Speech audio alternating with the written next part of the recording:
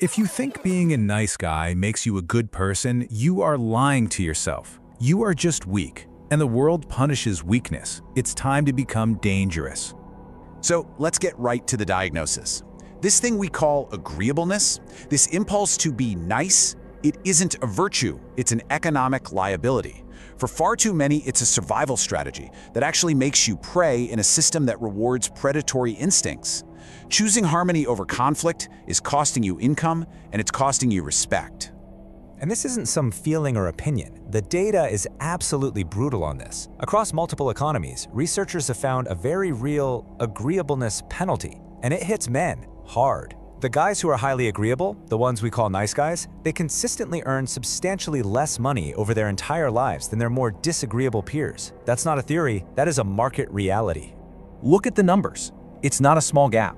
Men who score low on agreeableness, the ones willing to push back, they see an earnings premium of about 18%. That's almost $10,000 more a year. Why? Because the system rewards assertiveness. It rewards a willingness to engage in conflict. When men are seen as too agreeable, it actually violates gendered expectations in the workplace. You're perceived as weaker, less competent, and you are financially penalized for it. Okay, but hold on. Isn't it just better to avoid all that conflict and just be liked? I mean, building relationships is key, right? A strategy based on aggression sounds like a great way to burn every bridge you have and ultimately fail. You're confusing genuine kindness with this psychological disorder. We are not talking about effective collaboration. We are analyzing a specific dysfunctional pattern that Dr. Robert Glover labels nice guy syndrome. This has nothing to do with virtue. It's a self-defeating complex. It's rooted in a core belief that you are fundamentally flawed, and the niceness is just a performance, a people-pleasing tactic to hide your inadequacies. And the main tool of the nice guy is the covert contract. It's this unspoken manipulative deal. It goes like this: I will do all these nice things for you, and in exchange, you will give me what I want, even though I will never, ever ask for it directly. You see? It's giving to get, but the other person never signed this contract. So when they don't hold up their end of the bargain they never agreed to, the nice guy is filled with resentment. It's a broken system from the start. So the diagnosis is this. This brand of niceness is not strength. It is a mask for fear. Fear of confrontation, fear of rejection, fear of not getting what you want. It's all just a desperate search for external validation because you have zero internal validation. So the solution is not to become nicer. The solution is to reclaim the power that you've been repressing. You have to integrate the monster. And this is where the Peterson framework is so precise. We're taught to be harmless. That is a catastrophic mistake. True virtue is not being incapable of causing harm. It's having the capacity for absolute mayhem and keeping it under voluntary, conscious control. Think about it. A rabbit is harmless. It isn't virtuous. It's just prey. A good man, on the other hand, is a warrior in a garden. He is capable of immense violence, but he chooses peace from a position of strength, not from a position of weakness. Being unable to cause harm isn't a moral achievement. It's a strategic liability.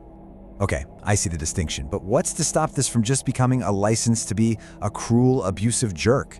The line between a controlled monster and just a monster seems dangerously thin. No, that's the most critical misunderstanding.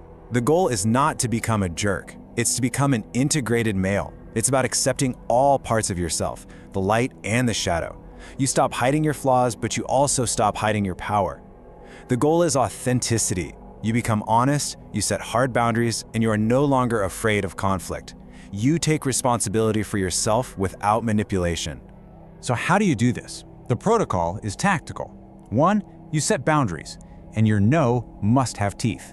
A no without the power to enforce it is just a suggestion. 2, you embrace conflict. You see it as a tool, not a threat. And 3, you weaponize your will. You start acting with decisive intent instead of just reacting out of fear. Building these boundaries means you have to dismantle the old, weak habits. Immediately terminate all covert contracts. From now on, you ask for what you want, directly. You take full responsibility for your own needs. You practice saying no without guilt and without offering a long, rambling explanation. Your goal is to shift your validation from what other people think to your own internal core. Until you do that, you're a slave. And let's be crystal clear. Embracing conflict is not about random aggression.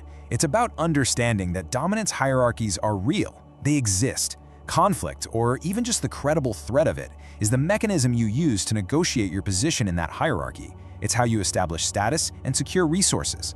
It's the skill you need to reverse that agreeableness penalty we talked about. So here's the bottom line. You must become formidable. You must cultivate that capacity for danger.